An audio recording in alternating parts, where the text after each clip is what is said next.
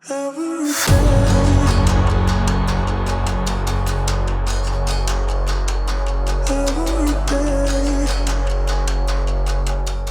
guys, welcome back to the channel. On this one, we're pretty much just gonna tackle the last couple of pieces for the XB. We've got the exhaust panel and a little filler panel which goes at the front somewhere. Let's take a quick look right now. Right, so here's one. It's been sandblasted. Hasn't had the best job done, but it's good enough for what it is. It's not a show car, it's not a show piece. So it is what it is. So we've got a big dent here at the back, which will push out, and another little crease up there on the corner. So you can see that I'm handling it. Now that's a big no-no. Now I'm handling it in the areas which I've got to sand, right? I wouldn't be handling it up here which have been sanded, that I'm trying to keep nice and clean. Now I do recommend you wear latex gloves. Is it latex? I don't know, but you know, your surgical gloves. Make sure you wear these when handling bare steel, because the oil on your fingers will transfer onto the steel and cause rust, and that's not what we want when this whole car's been bare metal. Now, in regards to preparation, to get this ready for epoxy, the epoxy we'll be using is, you guessed it, the DNA Paints epoxy. And the color of it will be black. Now I find when the epoxy has dried and it's fully cured, ready for sanding, when you sand it, the non-sanded areas, so all your low spots, stay really dark black, but all the other areas that you've sanded goes gray. So very easy to find where all your highs and lows are. So if you're looking for a epoxy primer, that is easy to see, and you don't need to guide coat it and sand it all off. And DNA Paints black epoxy, hands down one of the best I've ever used. So what I've done here, regards to prep of it, I've used 80 grit on a orbital sander.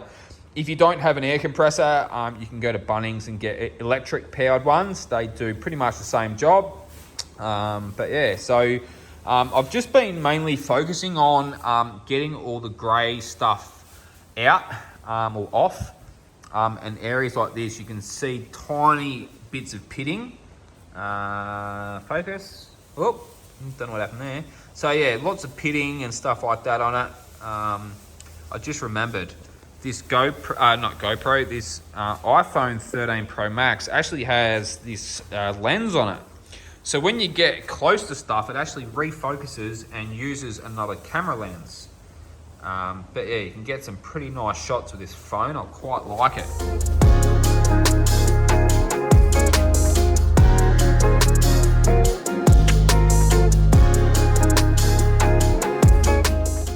All right, so for the Rollock, really good for real tight areas, places where you can't get with the orbital sander.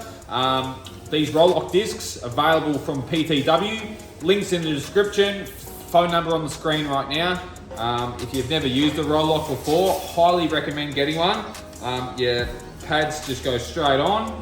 Obviously, I'm using the wrong size here. My proper Roloc's actually at work, so this will just have to do for today.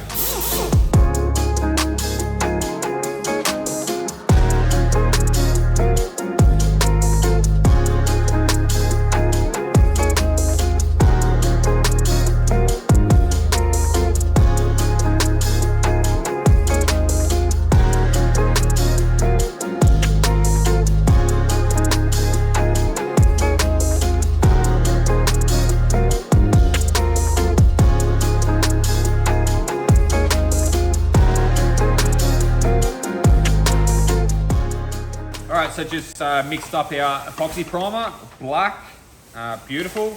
Mixed it 3-to-1 up to 40% of reducer.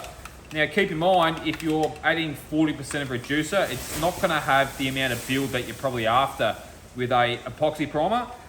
This is kind of like a primer filler, kind of, in regards to how much build it's gonna have once it's applied. Now, quite easy, 3-to-1, I've put 20% of reducer on this. I've got a few little other parts here. These are the vents which go basically on the side of the coupe, on the quarter panels. So I've got to epoxy them as well. And that's pretty much it. Our piece is all ready. But yeah, we're gonna throw this in the gun and epoxy it. All right, so our panel's all nice and prepped. It's all ready to rock and roll. So all that's left to do now before epoxy is basically rust treat it. So I like to use, I've said this in heaps of other videos, the Keen's dioxadine's really good. Basically, as the label says, steel conditioner and rust remover.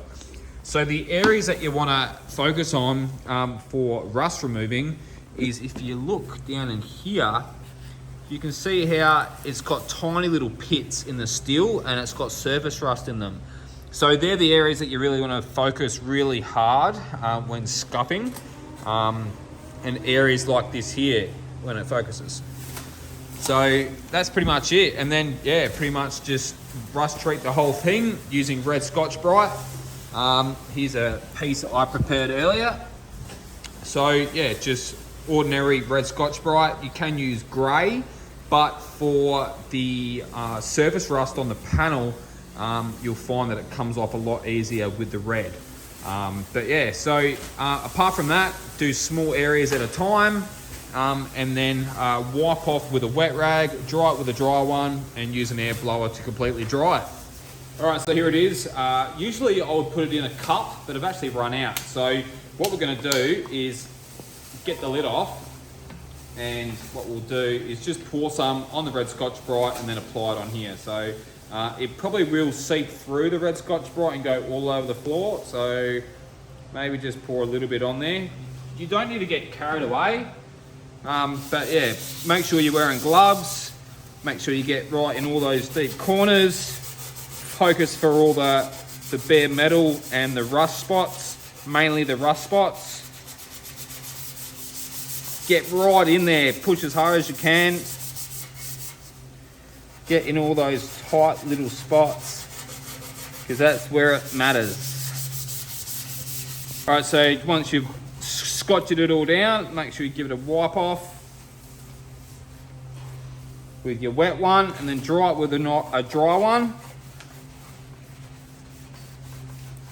And you'll notice the color difference too. It's nice and shiny now, almost looks like aluminium, or aluminum as the Americans call it. So yeah, if it changes color to a purple or blue like it is here, you will need to redo it, because it's not meant to change color. So I've done this on purpose just to show you what it does look like. I hope that is showing up on camera. If you have a look up on this side here, you'll see how it's gone blue or starting to go purple there.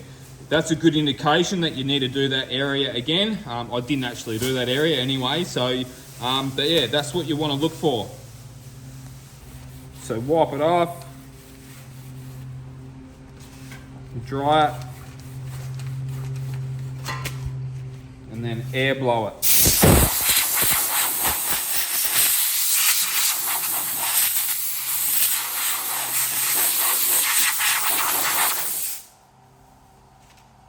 And there you go.